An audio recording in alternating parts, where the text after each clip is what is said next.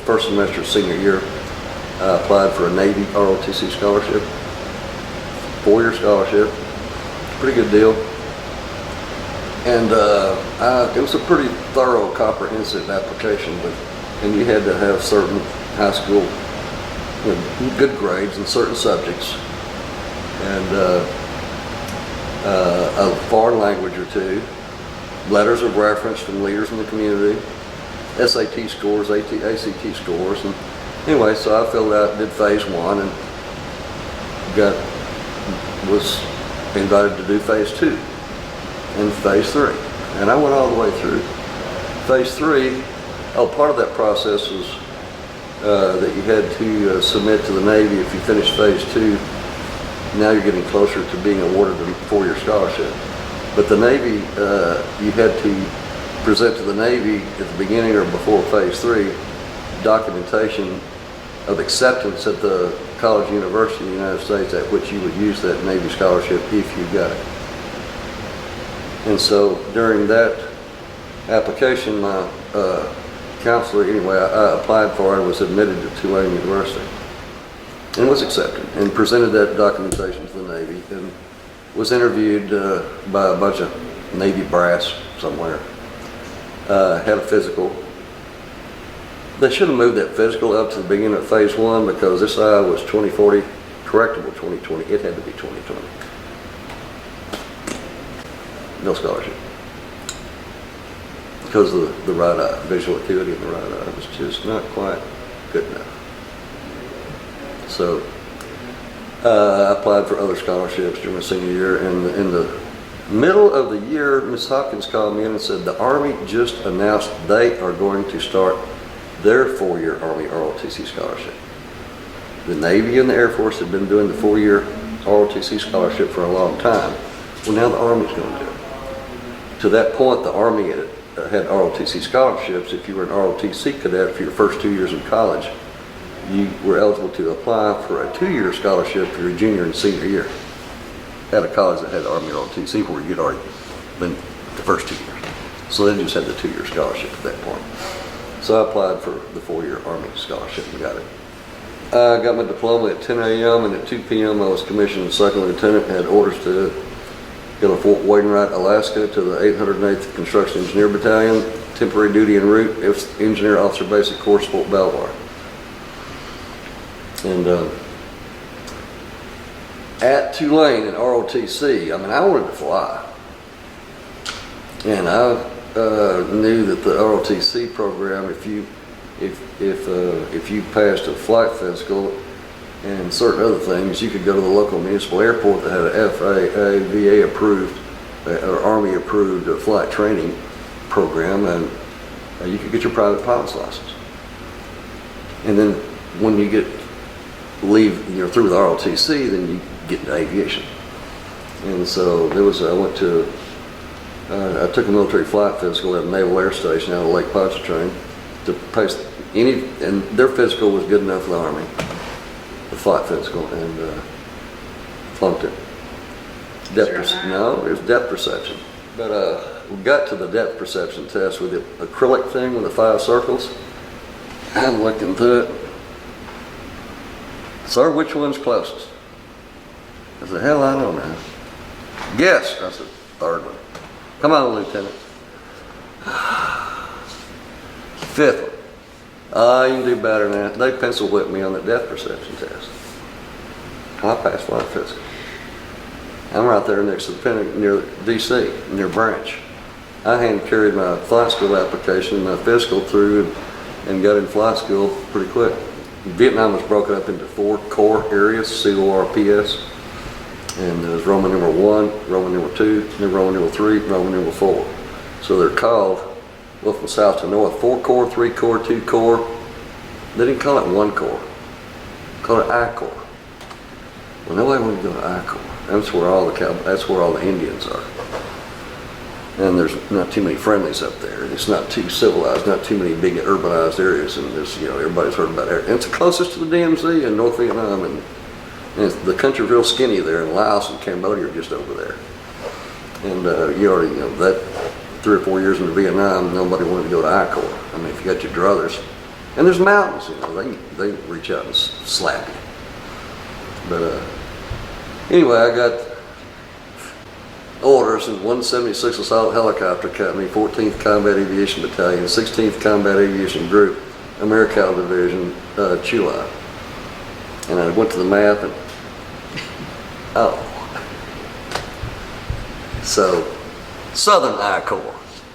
But anyway, it was an assault helicopter company, and I, got transportation out there, and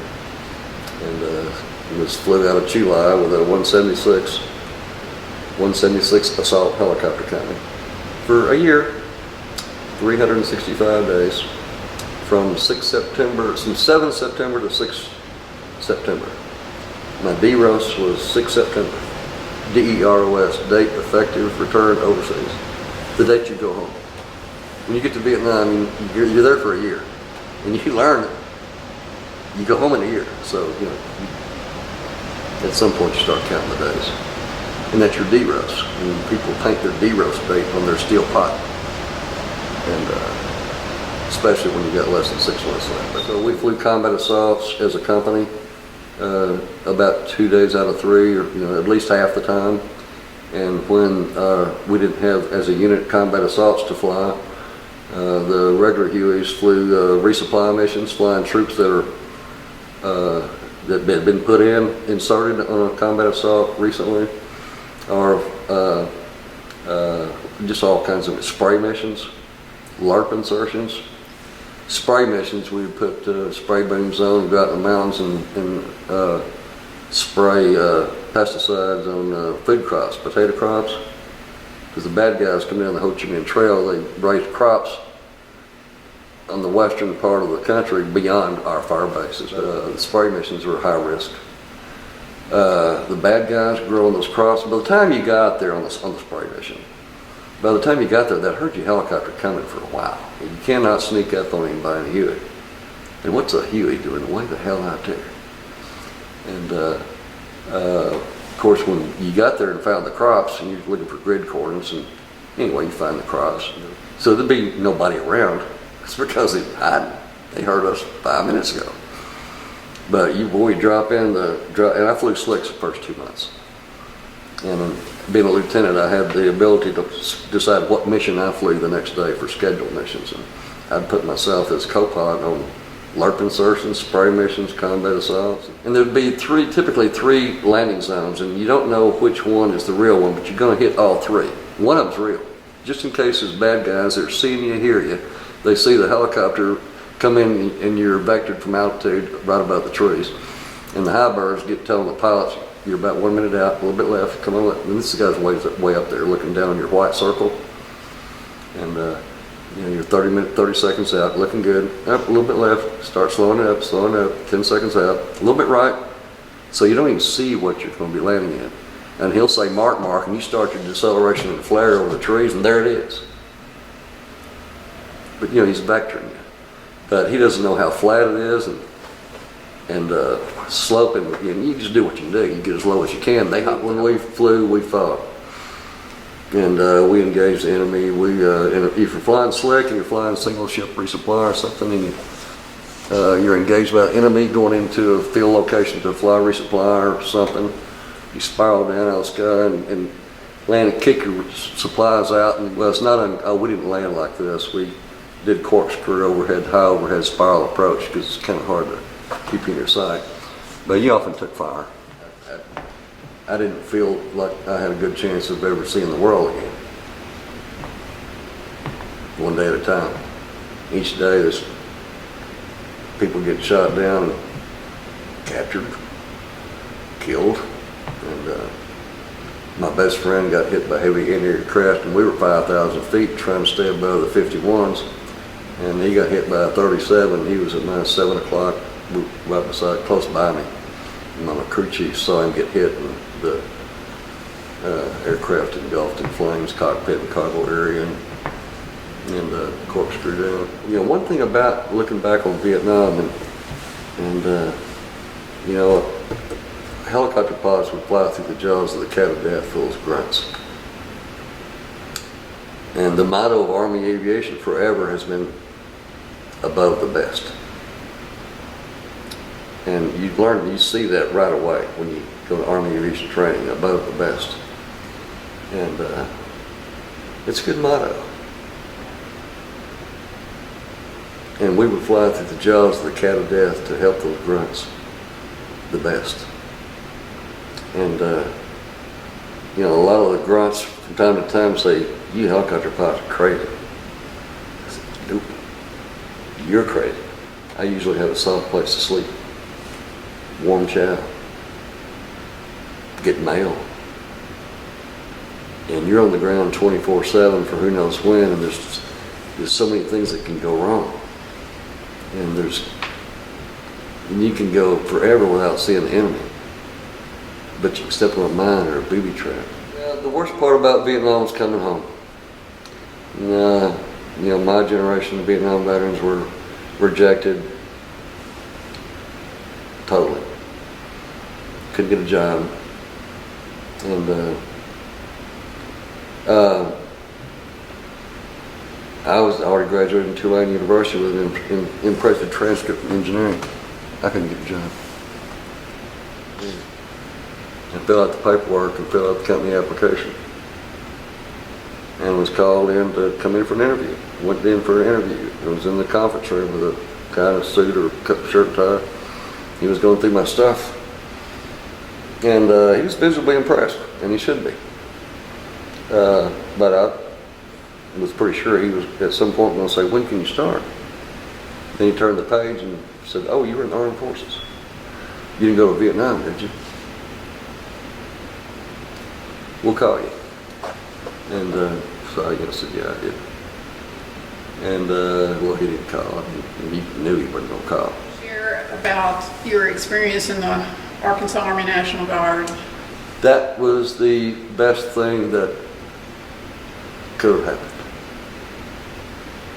Because I'm getting all this feedback for some time that I ain't right. Well, I know I am. I know the rest of the world is wrong, but it's overwhelming. And it's coming from every direction. And it's continuous. And it's passive, and sometimes it's more active, like the American Legion saying, "Don't come back in here." And so I get in the Guard, and there's these other Vietnam veteran helicopter pilots. And we came home by ourselves. I was on a waiting list 3 years to get in the Guard because they didn't have a lot of helicopters. But then an assault helicopter formed in '75, and I got in. It's about 60 pilots in that outfit, and most of us on the waiting list. And so I'm running into all these guys that've been on the waiting list, and anyway, so I'm around all these guys had the same experience I did, and a lot of them flew Huey gunships, and slicks, and you name it. And Army, and we had a few Marines and a few Navy refugees, because there's no Navy National Guard or Marine National Guard. But anyway, so I flew helicopters 20 years in the Guard, and that was the perfect salve for me for confirmation that ain't nothing wrong with me. I mean, if there's something wrong with me, then the other 100 of us, we're all got the same thing wrong with us. But they're fine, they're functioning well, I functioned well. There was the hurdles of being acclimated into the community, but it all worked out, but I'm thankful for the National Guard. Oh, I still fly Hueys. I'm retired, haven't worked in 10 years, and I'm a volunteer pilot with American Huey 369 and out of Indiana. And a great outfit. We got 3 flying Hueys, and we do a lot of healing with those Hueys with my generation of grunts, former grunts and what have you. But all my life I always thought that you should be a good neighbor. It's one thing that's important to my family. My dad should be a good neighbor and help your neighbor. And so I've always done what my dad wanted me to do, is be a good neighbor and help. So I try to help those that need help. Sometimes I need help, but I try to be a good neighbor. And whether it's military or veteran stuff or what, like the Red Cross is not military, but I do kind of gravitate towards veterans and military because hell, I'm a retired Army, W4, but I'm around, so I kind of gravitate towards veterans and military stuff. the Vietnam Helicopter Pilots Association, American Huey 369 is, Army aviation stuff. VFW and American Legion is just veteran service stuff. Arkansas Veterans Coalition, I've been hanging around the Veterans Coalition for quite some time. And a couple months ago, the president appointed me vice chairman of the Arkansas Veterans Coalition Legislative Committee. And so my brother, who was in the Arkansas State Veterans Home the last almost 4 years, I learned a lot about the interaction between state veterans homes and the VA. And there's some things there that I think that they should be better connected on and better coordinated. And so I'm kind of busy doing what I can to improve the life of my brother's roommates. It's incumbent on me to help those that I can, to help navigate the VA system, what I do know, about healthcare or the benefits side of the house.